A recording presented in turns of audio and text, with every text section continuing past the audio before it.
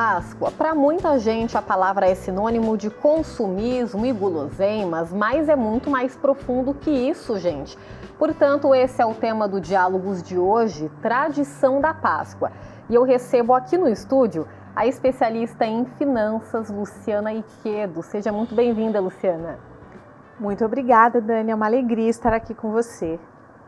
É isso, lembrando, gente, que a Ana, intérprete de Libras, estará conosco até o final. A Ana, como sempre, semanalmente nos acompanhando aqui no Diálogos.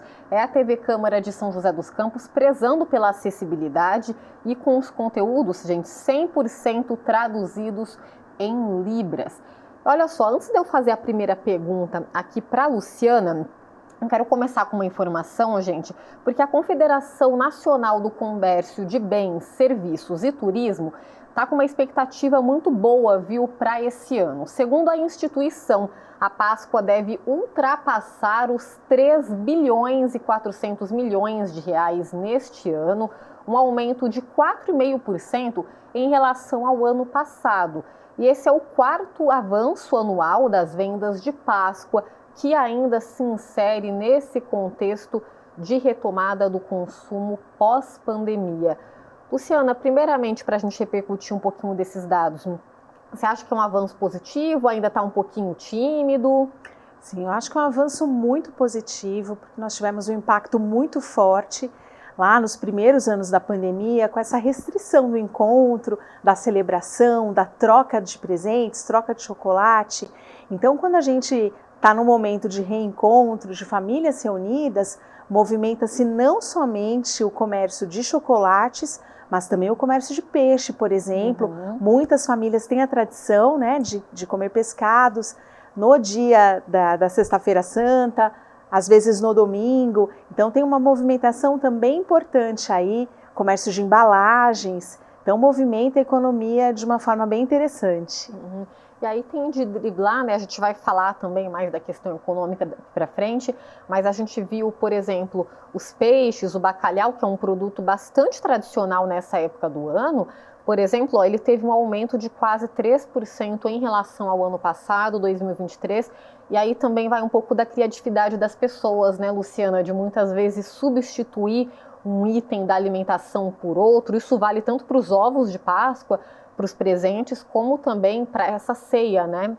Exatamente, usar a criatividade, aproveitar os produtos da estação, os peixes que estejam mais disponíveis e sejam mais baratos nessa época, faz muita diferença na nossa mesa. E a diferença ela pode ser às vezes do dobro, do triplo do preço, quando você opta por utilizar uma receita mais criativa, por comprar uma barra de chocolate e não ali o ovo de Páscoa pronto, que às vezes a gente nem está comprando chocolate, né? Uma casquinha tão fininha que você está pagando pela embalagem, pelo personagem, pelo brinquedo e pensa que está comprando chocolate, mas está comprando outra coisa. É isso aí, gente. Pesquisar é a palavra-chave, mas a gente vai desmembrar esse assunto aos pouquinhos ao longo do Diálogos de hoje. Eu quero chamar, então, apresentar o nosso outro convidado que está com a gente também, que é o historiador Maurício Chiga. Seja muito bem-vindo, Maurício. Oi, boa tarde. Obrigado pelo convite. Excelente estar aqui com vocês, hein? É isso, obrigada por ter aceito. Maurício, conta pra gente um pouquinho, né? A Páscoa é uma tradição muito antiga, então explica um pouquinho pra gente desse significado, dessas raízes históricas. Cada religião também, né, a Páscoa ela pode significar uma coisa distinta, mas explica para a gente o que é a Páscoa, as origens históricas desta data. Bom, a Páscoa ela remonta à passagem do estado de escravos dos antigos hebreus dentro do Egito Antigo. Então, quando existe a passagem da escravidão para a liberdade, é o episódio histórico religioso do Êxodo com Moisés, você tem essa tradição lançada. Muito provavelmente, há 3.500 anos, dentro de cada lar dos hebreus, eles já tivessem algum tipo de comemoração, devido a questões de calendário religioso deles. Então a gente sabe que na antiguidade eles usavam um calendário lunar solar, né, luno solar, e não era exatamente igual ao nosso, mas eles usavam, por exemplo, o equinócio lá no hemisfério norte, equinócio de primavera, o nosso aqui é de outono agora, né? Que acabou de acontecer na virada aqui para o nosso outono, e lá para eles hemisfério norte primavera. Então eles tinham ali alguns dias após o equinócio no hemisfério norte, dentro da religiosidade deles, que fazia com que eles tivessem uma festividade, que era essa festividade do Pessach, que é a passagem do estado de escravos no Egito Antigo para povo livre, povo de Deus, como eles chamam na religiosidade deles. A história das religiões, né, que é de alguma forma um viés da história ciência, como a gente pode pensar, ela traz essa condição de, tradicionalmente, as famílias, o povo, da forma mais simples possível, ter uma tradição dentro de casa, com um certo tipo de alimentação. E não é uma Páscoa exatamente como a Páscoa cristã, que vem 3.000 anos, 2.000 anos depois, mais ou menos, né?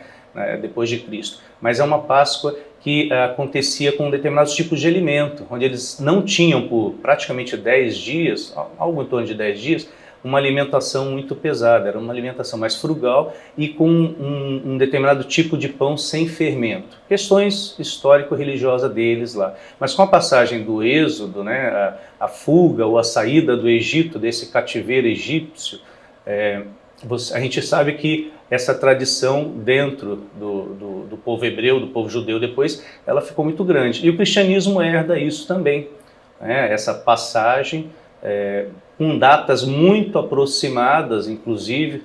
É lógico que o cristianismo usa dias, um mês e pouco depois, 40 dias depois do carnaval, né? Mas já no calendário gregoriano, que é medieval, perto do ano 1300, quer dizer, praticamente 2.800 anos depois dessa passagem dos hebreus. E a gente sabe que o cristianismo ele tem essa adaptação entre o calendário romano, que era usado até a época, para o calendário solar gregoriano, que é bem preciso, mas existe uma adaptação de datas de forma histórica e acontece com relação à crucificação de Jesus Cristo, e na sexta-feira santa para os cristãos, e no domingo a ressurreição. Então, o domingo de Páscoa, ele casa mais ou menos com uma data que é dos antigos hebreus, né? Tá certo. Olha só, pessoal, nas redes sociais nós fizemos 2 enquetes. A primeira é se as pessoas têm o hábito de comemorar a Páscoa. O resultado final foi 69% das pessoas que responderam disseram que não tem esse costume, contra 31% que responderam que sim, comemoram a data. A outra pergunta foi se nesta Páscoa você vai gastar. Aí a gente colocou 4 opções: até R$50, né, até 150, vai fazer ovos em casa, ou então quem não vai gastar nada. E a gente vê aí na tela, olha só, a maioria, 46%, disse que não vai comprar nada, seguido de quem vai fazer ovos em casa. Muitas pessoas, quem tem criança também, né, Luciana, acaba aproveitando a oportunidade. Eu achei interessante pela prévia, né, gente, das respostas. Claro que muita gente comemora, mas esse fato de muitas pessoas não comemoram, não têm esse costume e tradição, aí, consequentemente, acabam não movimentando tanto o comércio, né, Luciana? Acabam não gastando tanto também. Aí a gente fala para presentes, para almoço mesmo. Exatamente, mas muitas vezes, mesmo não tendo essa tradição familiar, que está muito mais ligada realmente às famílias cristãs, que consideram a Páscoa a data mais importante do ano, sim, acima do Natal, né? A Páscoa vem aí como a principal data. Tem também aquelas pessoas que, apesar de não considerarem esse fato, recebem chocolate, retribuem ou aproveitam, né, o feriado prolongado para estar em família. Sim, sem dúvida. Você falou do Natal, o Natal que costuma ser o mais movimentado, o feriado mais movimentado para o comércio, seguido de Dia das Mães. A Páscoa não está assim no top 2, mas acaba movimentando também, né? Às vezes não só pelo chocolate, mas por outros itens de alimentação ou não, né? Como cada um comemora a sua maneira. Aí eu quero voltar para o Maurício também. Maurício, você contou um pouquinho das raízes. E atualmente mesmo, aqui no Brasil a gente tem um estilo, em outros países da Europa, por exemplo, comemora-se Páscoa de uma forma diferente, né? A tradição é distinta.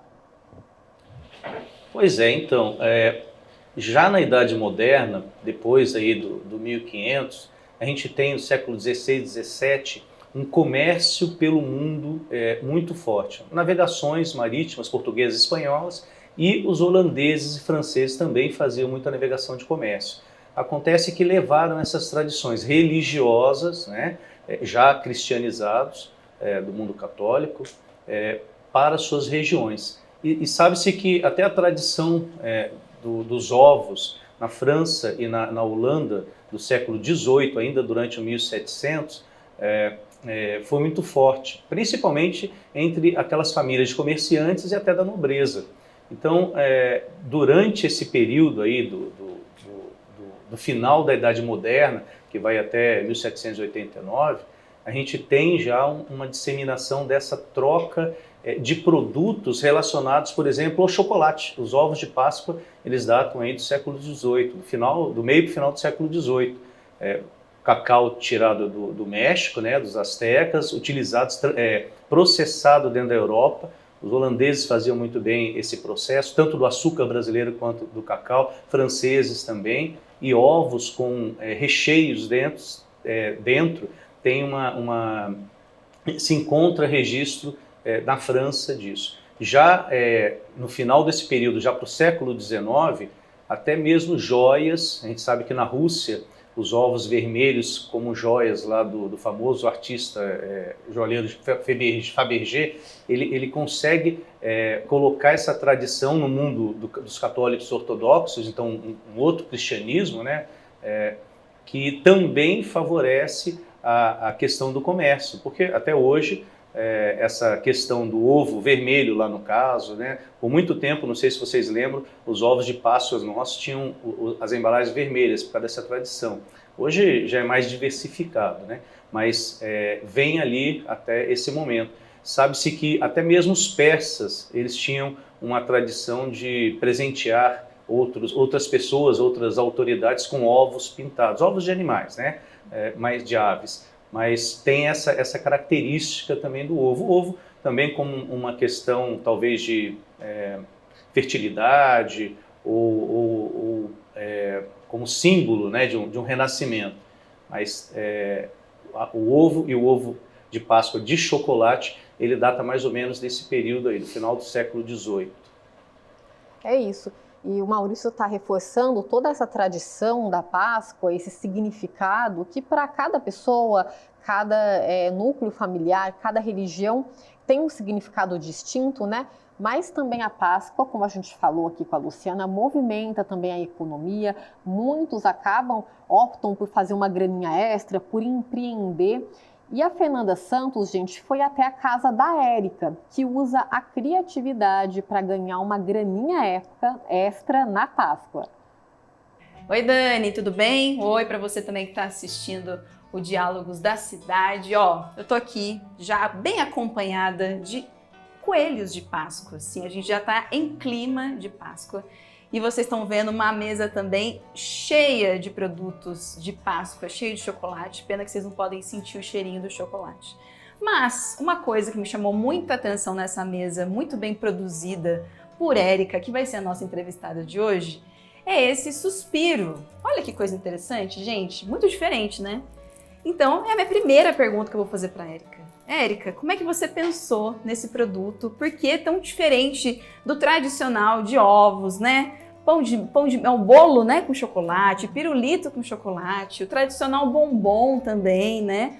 Ovos. Por que você pensou no suspiro para essa Páscoa? O suspiro ele é muito diferente, ele é delicado. Não é todo mundo que come chocolate nesse período de quaresma.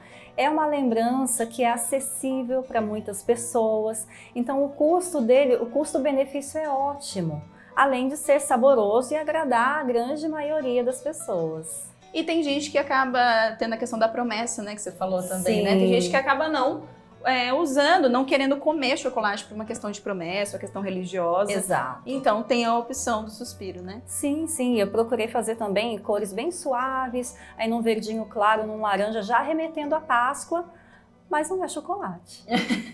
E mais, ela não só inovou nessa questão do doce, de sair do chocolate, né, de sair do tradicional chocolate do ovo de Páscoa, como ela inovou também como o chá de cacau. Gente, olha que legal isso. Por que você pensou também nesse produto? Bem, além da confeitaria, tem uma linha terapêutica, então os blends, os chás, as infusões fazem muito sucesso por aqui. E eu pensei, por que não algo com chocolate? Então eu busquei o nibs de cacau, que é uma casquinha do cacau, harmonizei com algumas ervas e ficou um sabor tão gostoso, tão bom. Vou colocar no cardápio, é diferente, é inovador. Sim. E as pessoas querem uma novidade. Exatamente, exatamente, Érica. Eu queria que você contasse, você está nesse mercado, né, de confeitaria desde 2014. O que você foi pensando, né? O que você trouxe de novidades com esse mercado, né? Porque é competitivo, né? É um mercado que tem bastante procura, né? E bastante Sim. concorrentes também, né? Tem, com certeza. No decorrer dos anos, são 10 anos de confeitaria, agora na Páscoa, exatamente na Páscoa. Então eu fui criando, por exemplo, saí do tradicional ovo de Páscoa fechado, mostrando ele aberto com os bombons à mostra. Isso faz muito sucesso desde que eu criei. Os pirulitos que eu usava somente nas festas de aniversário, o bolo bombom, que é usado muito em mesas de festa, formando o nome do aniversariante, eles vieram para o cardápio de Páscoa para realmente agregar, né? É uma lembrança muito bacana para você presentear. E também o ovo frito de chocolate, gente. Muito bom, gente. Olha só que criatividade. Tem que explorar a criatividade, né, Érica? Tem que criar, tem que inovar. Né? Então, para quem está assistindo a gente, passa umas dicas principais aí nesses 10 anos de experiência, Érica, para quem quer entrar nesse mercado. O que você traz de dicas? Quais são as principais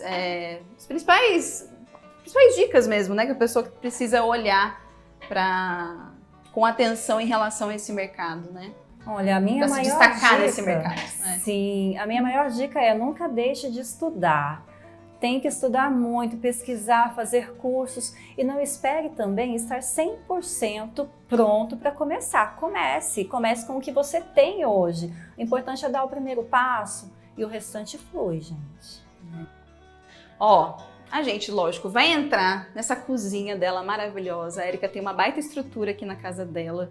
Então a gente vai gravar agora ela produzindo os ovos para você ficar aí, ó, Dani, com vontade de comer, tá bom? Vou ver se a gente vai levar, tá? Um ovinho para você experimentar aí na redação, tá bom? Pro pessoal aí da equipe também. Mas é isso, ó, Dani, uma ótima Páscoa, né, Érica, para todo mundo. E que tenha boas vendas aí durante esse período também, né? Inovem, gente, pensem, né? Coloca a criatividade, né? Com certeza. Em jogo. Exatamente. Feliz Páscoa. Feliz Páscoa. Tchau, Dani.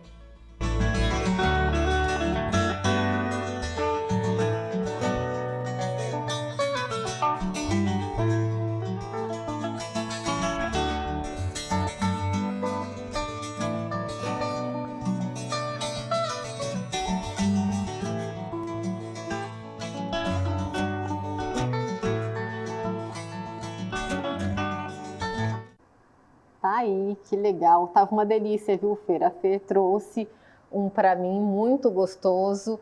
Parabéns a Érica também pela iniciativa, pelo negócio. E feliz Páscoa para vocês também. Lu, a gente falou, acho que a palavra-chave é a criatividade, né? Eu achei bem legal, até anotei aqui chá de cacau, achei bastante interessante. O ovo frito de chocolate também. É isso mesmo, usar a criatividade, né? Teve os suspiros também, que você até comentou que recebeu na escola das suas filhas, né? Também eles deram como lembrancinha. Sim, a criatividade, ela impera. E quando a gente fala de inovação, não é só aquilo que tem muita tecnologia, que custa caro para desenvolver. A inovação pode ser também ali dentro de um processo simplificado. O Maurício falou para a gente, né, dos ovos Fabergé, do chocolate, que era muito caro e inacessível. E já lá na Alemanha surgiu uma tradição de pegar um ovo de galinha, tirar o recheio e pintarem os ovos em família. Eu morei no Rio Grande do Sul durante alguns anos e lá essa tradição segue. Então as famílias se reúnem, quebram o ovo, tiram ali, né, o recheio, colocam docinhos, pintam. Então quando a gente aproveita, né, também esse momento como uma experiência para reunir a família, para ter assim momentos de qualidade, isso também faz muita diferença, sem necessariamente aí ter um desembolso grande, ficar no vermelho para conseguir agradar todo mundo. Sim, de repente também numa época dessa, a pessoa que tem ali aquela alma empreendedora pode dar um start, né? A Érica falando que agora, na Páscoa, justamente está fazendo 10 anos que ela começou a empreender nessa área. Então, muitas pessoas, né, às vezes, nessa época do ano específico, acabam também fazendo um extra com ovos de Páscoa e por aí vai. Então, se atentar a isso, né? Às vezes a pessoa tem esse espírito dentro dela, não se encaixa em outras coisas, de repente tá só precisando de um empurrãozinho mesmo e planejamento, né, Lu? Exatamente. Muitas vezes é aquele dom que você tem, sabe aquela coisinha que você faz e que todo mundo elogia, que todo mundo gosta, e que te fala, nossa, como você faz de repente essa sobremesa bem, como você faz esse prato que fica gostoso, né? Pode ser que ali tenha uma oportunidade realmente de monetização, que pode não ser um produto usual, que pode ser algo diferente, uma receita de família. E na pandemia, nós percebemos a grande importância da renda extra, de não depender exclusivamente de uma única fonte de renda. Porque quando nós temos mais de uma fonte de renda, se tivermos problema com uma, a gente vai ter outras ali, né, suportando o nosso estilo de vida. Então pode sim ser um excelente momento de aproveitar esses dons, monetizá-los, envolver a família, trazer as crianças também para entender esse processo. Uma coisa interessante de quem, no caso, faz esses ovos caseiros, né? Que a gente até falava antes de começar o programa, que os ovos de Páscoa, de uma maneira geral, estão bem salgados, né? O preço. E aí você acaba ajudando um consumidor local, um empreendedor ou algum amigo. E também, geralmente, esses ovos, às vezes você é intolerante à lactose, tem os ovos específicos para pessoas que não podem consumir derivados, né? E por aí vai. Então é uma via de mão dupla, né? E às vezes pelo custo-benefício acaba compensando também, né, Lu? Exatamente. Como nós vimos ali o exemplo do suspiro. Em casa nós temos uma filha que é intolerante à lactose, isso é um problema. E de repente quando você traz ali alternativas para intolerantes à lactose, para intolerantes a glúten, né? Você consegue aí alcançar o mercado que pode ainda ter dificuldades de acesso de uma forma comum, porque são produtos que quando a gente vai buscar aí no comércio tradicional, eles são caros e difíceis de achar. Então aí você também pode perceber oportunidades para ganhar dinheiro. E muitas famílias que têm esse problema em casa, muitas mães que buscam aí alternativas para os próprios filhos, acabam desenvolvendo receitas e acabam percebendo a oportunidade realmente de vender a partir daí, que vai ajudar, né, outras pessoas e também vai ganhar aí um pouquinho a mais, vai deixar o bolso mais cheinho no azul para passar o ano bem. É importante. Rapidamente, Maurício, a gente viu a reportagem aqui, você comentou um pouquinho antes sobre os ovos, né, as cores, que antigamente era muito comum a gente ver ovos vermelhos especificamente, hoje já mudou um pouquinho. Os ovos, eles querem dizer justamente isso, o significado, a ressurreição. Explica um pouquinho mais detalhado para a gente. Para a história cristã, é exatamente isso. A ressurreição de Jesus Cristo no domingo de Páscoa, e os ovos têm esse simbolismo todo. Mas, muito provavelmente, como o cristianismo ele nasce dentro do Império Romano, e Jesus Cristo, de forma histórica falando, né, ele pregava para pessoas simples, comuns dentro do Império Romano, que não tinham condição, na época da Páscoa, de sacrificar grandes animais, porque não tinha dinheiro, né? Então, se você olhar por essa condição, a gente sabe que, para a atualidade, a questão da Páscoa, além da questão financeira, que movimenta o mercado, a questão religiosa, que são questões importantíssimas para a sociedade, né? A gente não pode querer excluir essas questões da nossa vida, mas ela também traz uma questão do ser humano comum, daquele ser humano concreto, das pessoas de uma forma geral.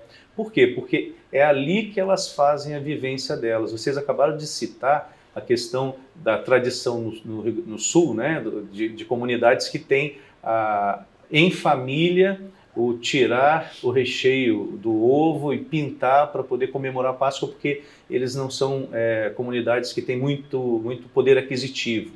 Então, se você olhar que isso faz parte da vivência daquelas pessoas, e como você não esqueceu disso, outras pessoas que viveram lá e que nasceram lá também não vão esquecer jamais, essa não é só uma tradição familiar, é a base de uma história do cotidiano, que é um viés historiográfico, né, que se estuda muito, que busca o fazer da pessoa comum, da pessoa simples, da pessoa concreta, do ser humano concreto, lá na base onde ele vive. É claro que a sociedade inteira ela tem essas questões mais generalizantes, que são a questão econômica, religiosa, que são importantíssimas, mas para o indivíduo que está lá na base, vivendo o dia a dia dele, esse cotidiano ele é registrado por essas experiências. E essas experiências ele leva para o resto da vida. Não tem como a pessoa esquecer exatamente de onde ela veio, como ela passou a infância, né? O interessante é que a pessoa acaba usando isso para poder crescer também na vida e para poder criar seus filhos depois, por exemplo. Então, a sociedade ela tem esse olhar de uma forma geral para o que é individual. É claro que as pessoas ali no seu individual vão estar fazendo um ovo para vender, vão estar participando de uma comunidade religiosa e aí vai. Mas o que acontece é que cada indivíduo forma esse cotidiano. E de forma histórica, para a nossa história, a história da humanidade, essa formação do dia a dia, dessa experiência, ela é importantíssima, porque isso fica registrado. Fica registrado porque acaba sendo importante para a sociedade toda. Sem dúvida, né? Maurício, a gente vai para um rápido break, mas fiquem com a gente, porque é rapidinho, gente. Diálogos volta já já.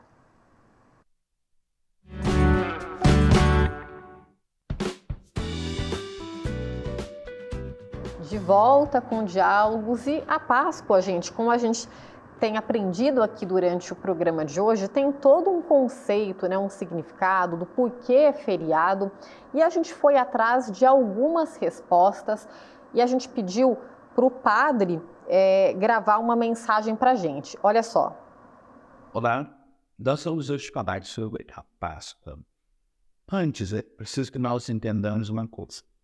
Nós seguimos o calendário gregoriano, que tem o seu ponto inicial com o nascimento de Jesus, ano zero.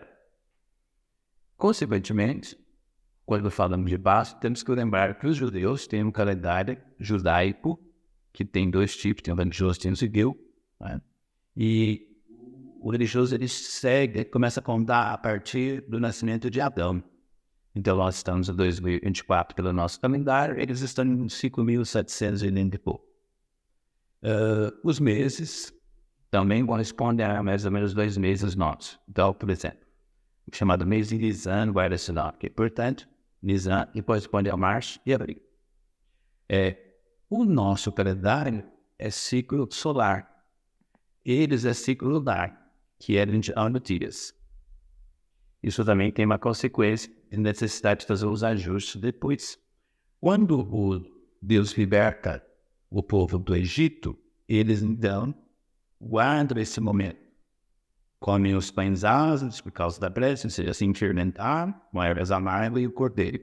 Era o 14º dia do mês de Nisan.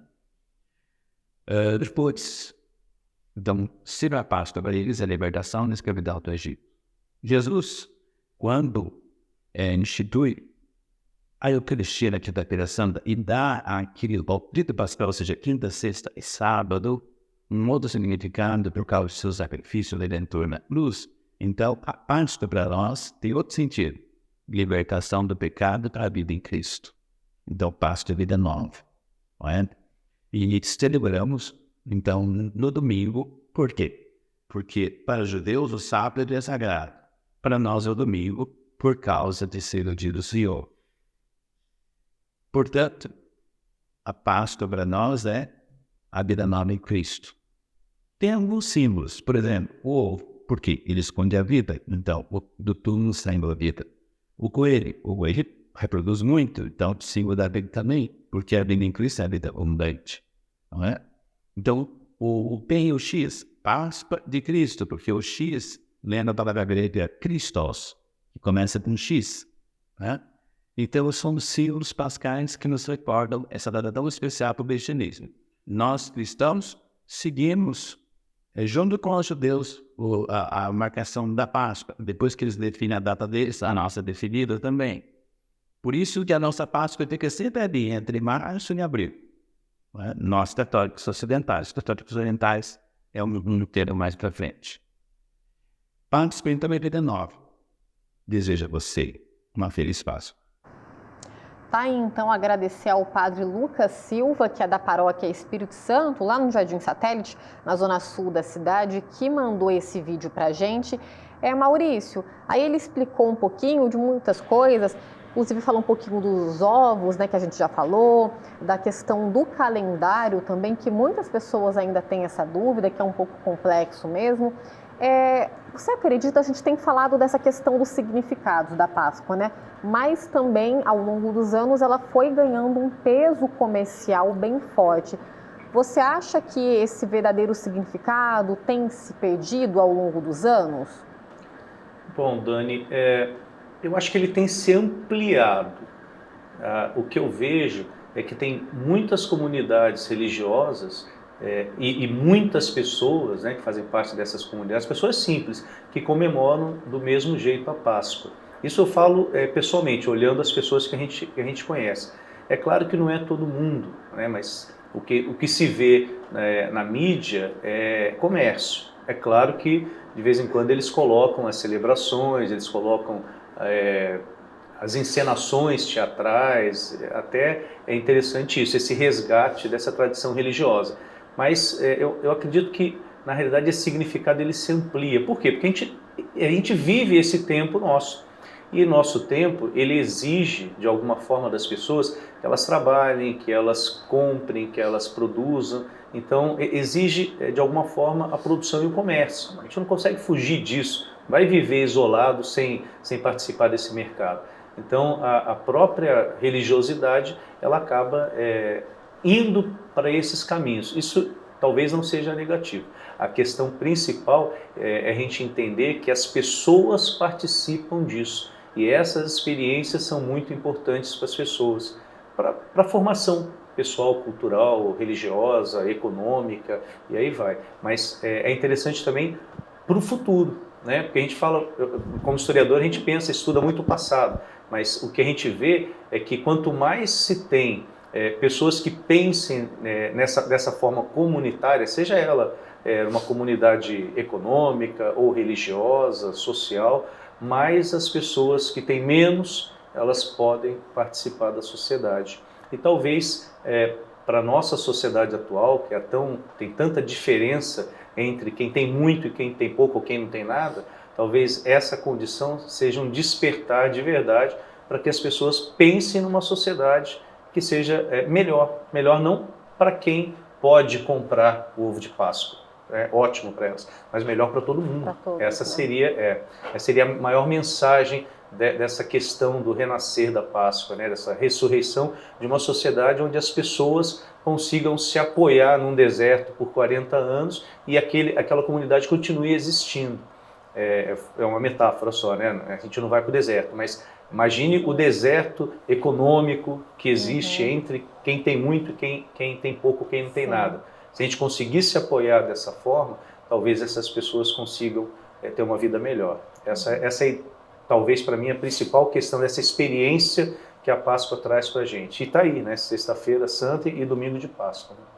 Sim, sem dúvida. E também democratizar, né, esse acesso a mais pessoas.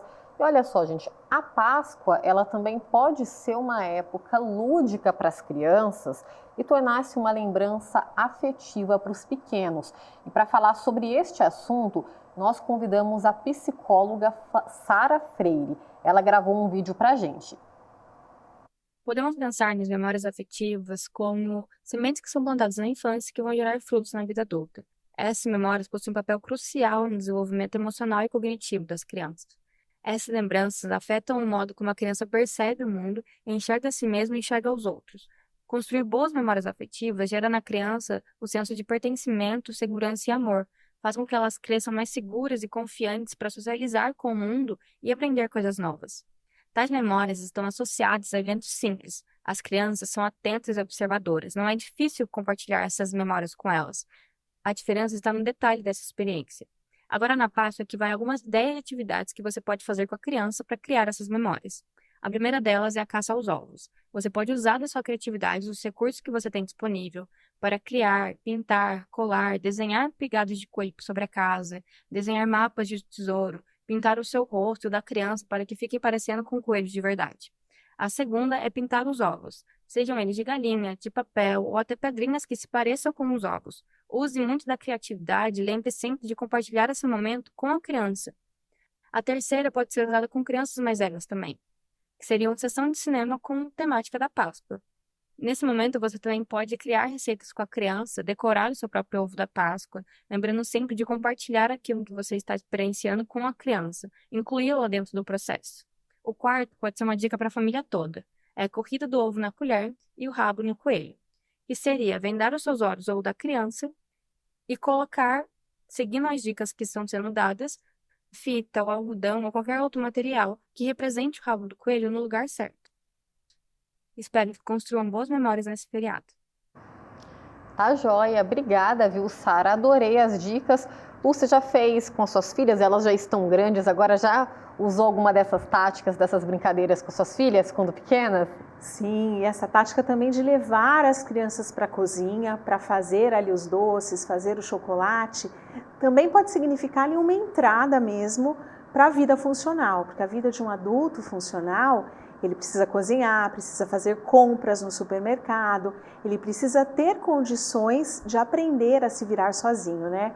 E muitas vezes a gente não quer levar as crianças para o supermercado, para comprar os ovos, a gente não envolve as crianças nesse processo e estamos perdendo aí uma grande oportunidade de educação financeira.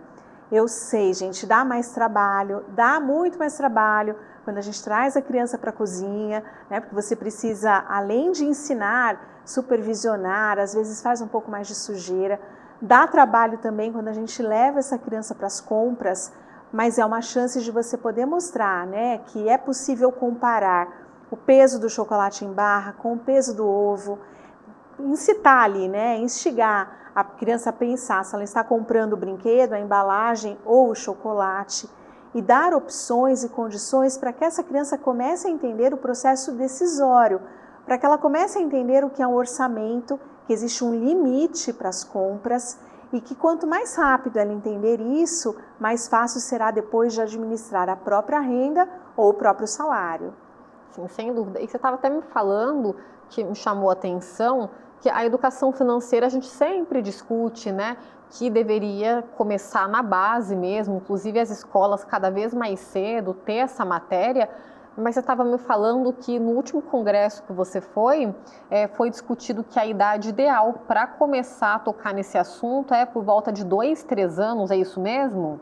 Exatamente, Dani. A partir do momento que a criança te pede para comprar um brinquedo, comprar um doce, comprar algo, ela já entendeu que existe esse processo de troca. E a partir daí, você deveria já começar por meio aí de técnicas lúdicas, de jogos, de livros. E hoje a gente já tem uma literatura que começa a crescer e se enriquecer, né, com materiais aí de ótima qualidade dentro do universo infantil, para que você consiga trazer essa criança para uma crescente em relação à educação financeira.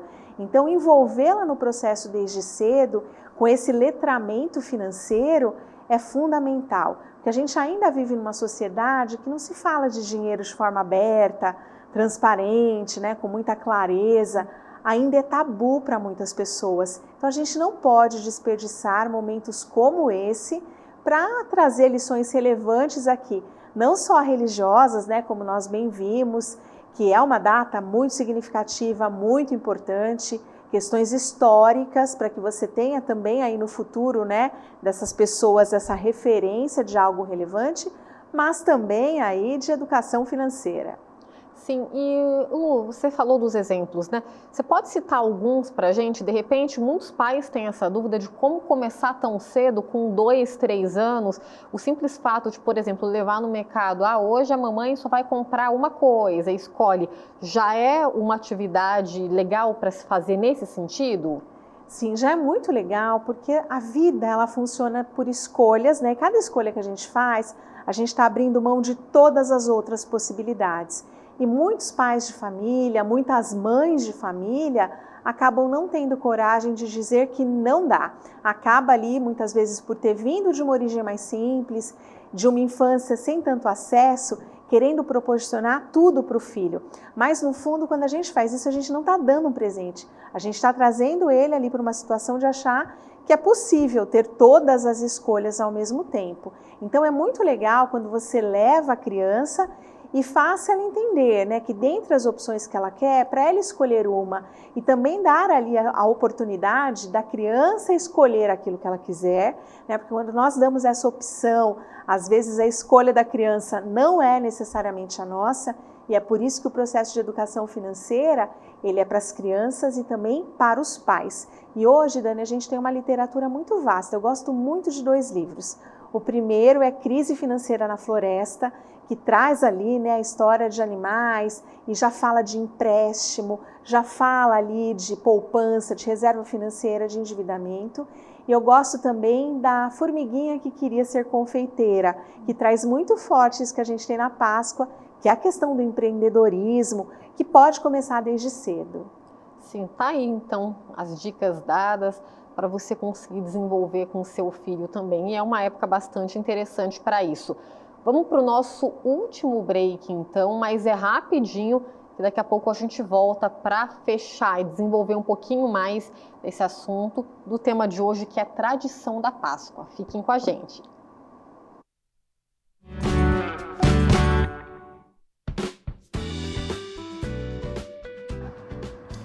Estamos de volta com o Diálogos de hoje e o tema desta edição é tradição de Páscoa. A gente está recebendo aqui no estúdio a especialista em finanças, Luciana Iquedo, e também o historiador Maurício Chiga, que está conosco também de forma remota.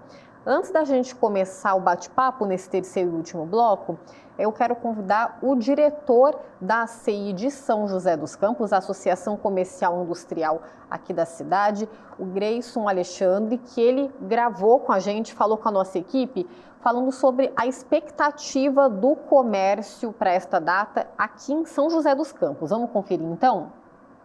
Sim, existe uma expectativa muito grande, em torno de 15%. É uma data importante. O chocolate é um valor agregado que une as famílias, então ele se torna importante para esse período. Então é bem significativo essa data e esse momento. E além do chocolate, que é o carro-chefe, as pessoas acabam comprando um pouquinho mais, né? Então tá aí também um pouco dessa expectativa de vocês de aumentar as vendas em relação ao ano passado. Por exemplo, vai no shopping, acaba comprando alguma coisa a mais? O chocolate por si só ele promove essa união na família. E com relação à compra dele nos locais onde se vende, você acaba passando em lojas que também são, né, do comércio e acaba comprando uma blusa, uma roupa, um outro item que não faz parte apenas da data do chocolate, né? E no caso, os ovos de Páscoa, que são um carro-chefe, né, para muita gente, eles tiveram um aumento em relação ao ano passado também. Muitas pessoas estão reclamando em relação aos preços abusivos.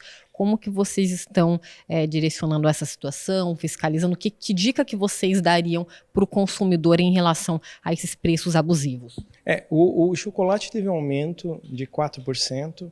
Né? O que não vai, em parte, interferir na compra ou no consumo, porque ele se torna importante nessa união da família, né? Então, não só a religiosidade, mas a lembrança afetiva que as crianças vão ter com o ovo, com essa unidade familiar. Em relação ao preço, é sempre importante verificar vários locais onde o preço possa estar e ter uma certa diferença e até mesmo divergência em relação ao que se deseja comprar, né? Tá aí, então pesquisem, gente. Pesquisar, às vezes a gente tem preguiça, mas faz toda a diferença. Pega com calma, um pouquinho antes, evitar deixar para a última hora também, isso para tudo, né? Todas as compras, porque realmente se colocar na ponta do lápis tem sim diferença nos preços. Maurício, a gente viu na sonora, né, na fala do Grayson, ele até explicou que os ovos estão em média 4% mais caro.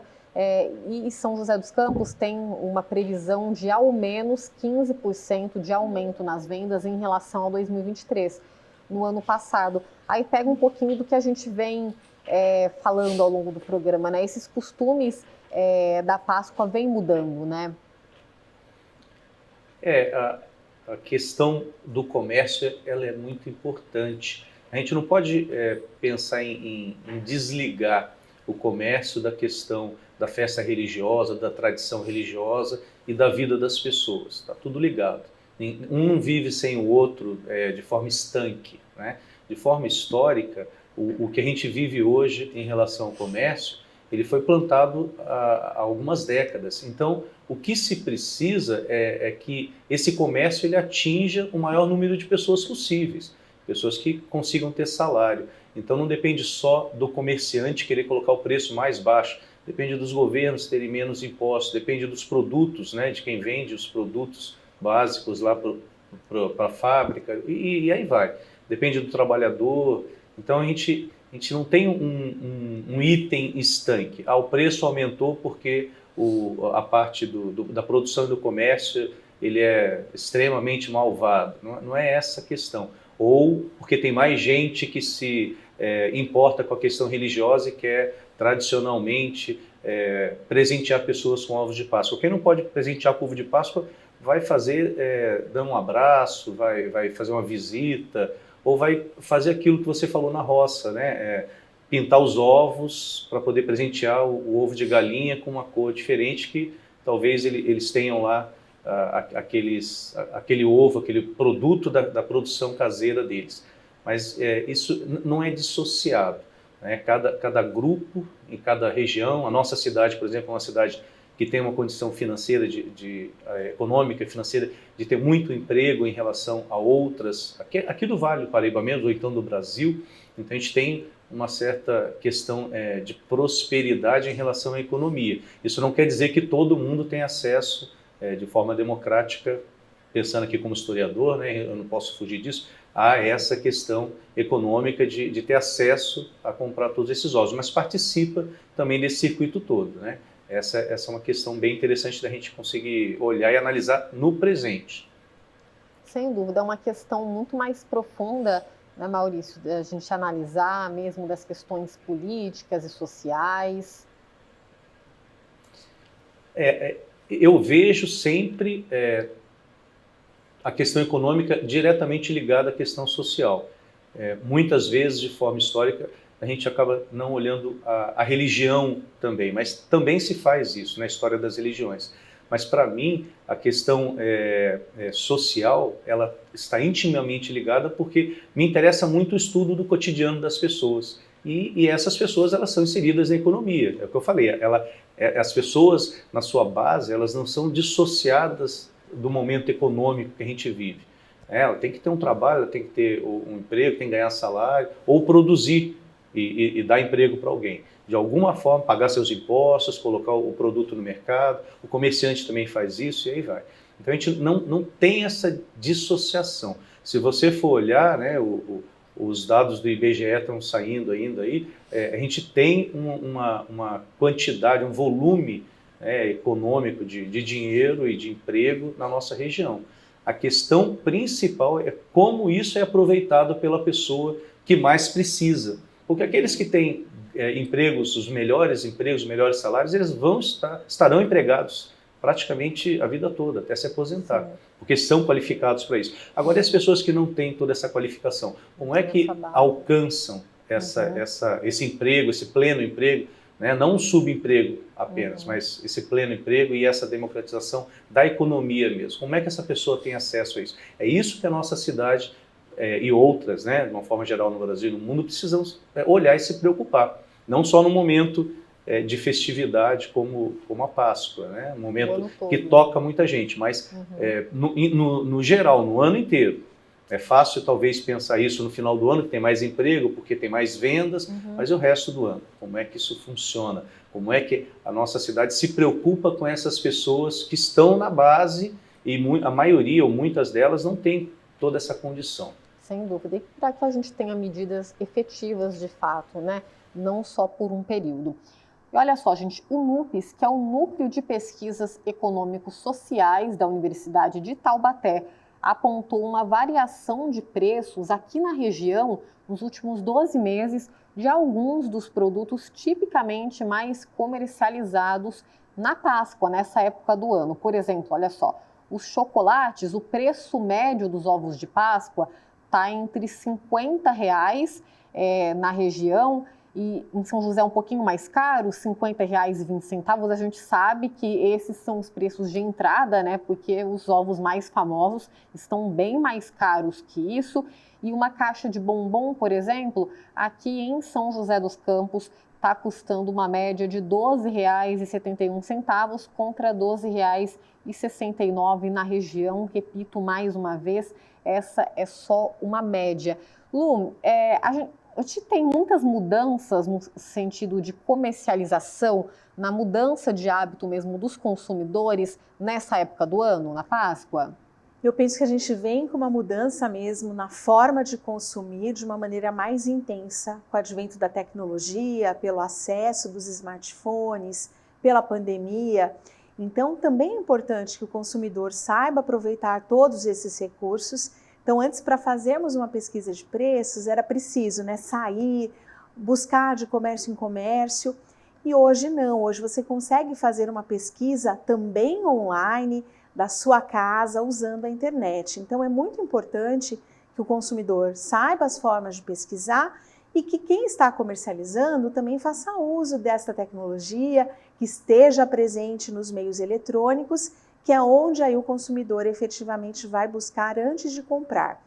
Outro ponto importante, Dani, é que quando a gente fala, né, do comércio, muitas vezes a pessoa ela vai lá para comprar algo e conhece a loja, conhece o estabelecimento comercial, conhece aquela confeiteira, e isso gera inúmeras outras oportunidades para outras épocas do ano que não sejam, né, datas festivas como essa. Então também é importante ter um olhar amplo do negócio, de como você pode aproveitar essa oportunidade de ter acesso a esse cliente para estreitar o relacionamento e aumentar ali as suas possibilidades de vendas de outros produtos, de outras coisas.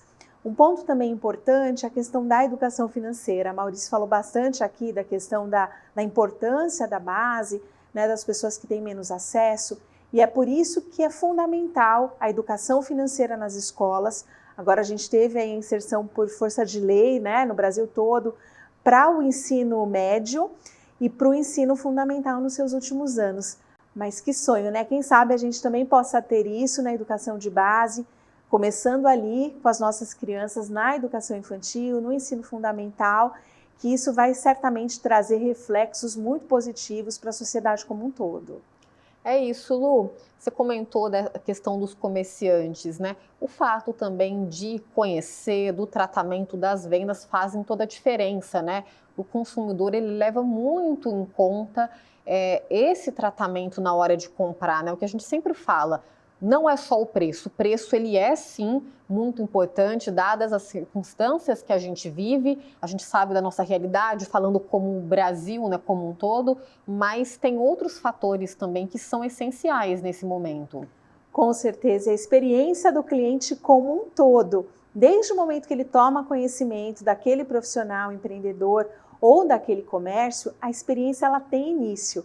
E muitas vezes eu vejo empreendedores gastando dinheiro, investindo em marketing, em propaganda, e quando esse cliente chega, não existe ali um tratamento adequado, não existe um cuidado na forma de atendimento, uma preocupação com o produto que está sendo entregue, com a forma que está sendo entregue. Então é importante também que os empreendedores estejam preparados para atender esse cliente de uma maneira mais ampla, que se preocupem com essa experiência como um todo, que quando se vai, né, para as redes sociais, que haja agilidade nas respostas, que você se preocupe ali em ter quem efetivamente atenda e que possa, né, ter os preços, ter os produtos, ter as opções disponíveis para que você consiga realmente rentabilizar o seu negócio aproveitando todo esse cenário favorável. E falando de aumento de preços, né, a gente teve uma inflação de 4,6% no ano passado. Então, quando a gente fala que aumentou em 6%, a gente não está falando de algo tão relevante, tão distinto. Mas como você mostrou, né, existe uma grande diferença entre o preço da barra de chocolate, da caixa de bombons, sim, e ali do ovo em si. Então, tem várias opções que dá para você também transitar entre elas e verificar qual que é a mais adequada para a sua família e aproveitar para educar as crianças. Sem dúvida, é pesquisar e usar a criatividade, né, gente? Cada um com a sua realidade. Luciana, muito obrigada, viu, por aceitar o nosso convite e volte sempre. Eu que agradeço, foi uma honra estar aqui. Até breve. Até. Maurício, também gostaria de agradecer. Muito obrigada mais uma vez por contribuir com a gente e até a próxima, viu? Obrigada. Obrigado a vocês, um abraço, boa Páscoa para todo mundo. É isso, gente. O Diálogos fica por aqui. Para você rever este programa na íntegra, é só acessar o youtube.com/@TV Câmara SJC. Vocês podem nos acompanhar também pelo canal aberto 12.3, o 7 da NET ou o 9 da Vivo. E se vocês quiserem, de repente, mandar uma sugestão de pauta para o Diálogos ou para os demais programas da casa, acessam o Instagram, que é o @TV Câmara SJC. Desejo uma boa Páscoa para todos e semana que vem estaremos de volta novamente, viu, a partir das 4 horas da tarde, e eu espero vocês. Até mais!